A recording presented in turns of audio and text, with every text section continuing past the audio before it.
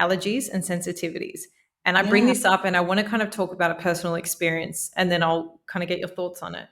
I Yeah. remember when I was first kind of experimenting with fad diets, keto, I was calorie counting.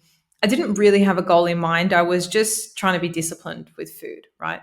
And I was eating very, very clean to a point where if I would quote unquote cheat or have a slice of pizza or do something, it would physically make me sick. Like to a Yeah. point where I was like, I'm actually gluten intolerant. Like I can't tolerate gluten. But the second I shifted that mindset and I was like, I train really hard. I'm eating to fuel my body. Like I generally eat well all the time. I can enjoy or indulge in foods I like that are quote unquote less healthier from time to time. All of a sudden, I wasn't gluten intolerant. Or it's like that idea of when you go on holidays, like you don't have any stomach aches. So I'm really Yeah. curious to know how this potentially has a role to play in sensitivities or allergies, if Yeah. any. Absolutely.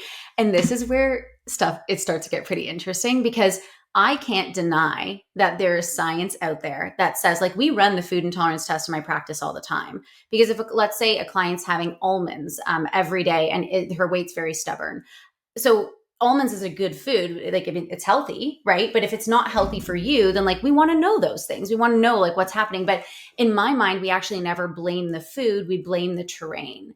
And so this is where stuff starts to get really interesting because we can't deny the science. However, there's something that's so much more powerful than the research, and that is whatever your brain thinks. Like your brain is the only thing in charge of your body. Without the brain, the body is nothing. It's a shell. Like if I were to walk and stub my toe, I would not feel that pain until the brain tells me to feel that pain. And so everything that's going on in your internal environment is because of like thoughts that you're thinking, that you're reinforcing, and it just kind of like amplifies that feedback.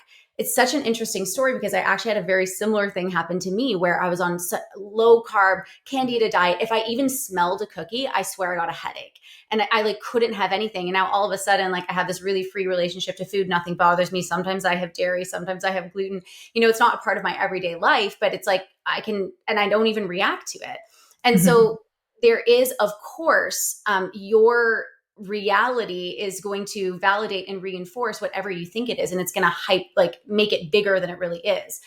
Now, let's talk about sensitivities just for a second, because typically when we become sensitive to something, what's happening is like there usually is a stressor. So stress in general is going to weaken the immune system. So stress can be like physical activity, right? Physical activity is so healthy for us, but it is a stressor.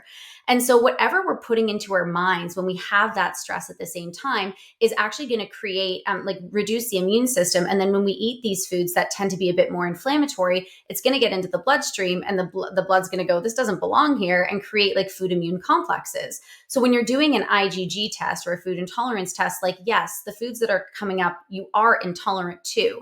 But again, like if there's a lot of foods on there, we don't blame the food. We blame like, why can't the body handle a little bit of this and a little bit of that? And that's when we start to Mm. strengthen the actual terrain of the body rather than just cutting out foods altogether because it's not realistic. Like, we don't live in a Mm. world where I don't want to live in a world where I can't have cake. Like that's just not for me. So yeah.